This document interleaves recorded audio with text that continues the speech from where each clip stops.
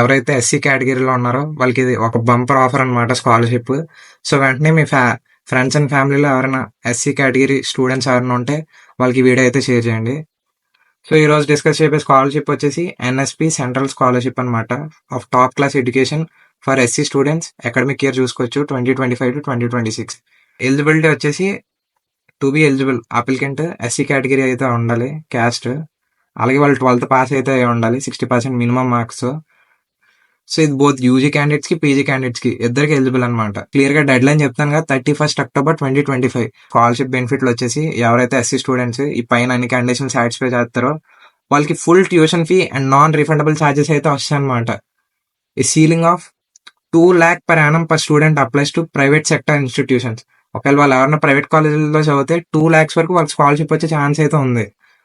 అలాగే వాళ్ళ subsequent years లో 41,000 per year వస్తుంది.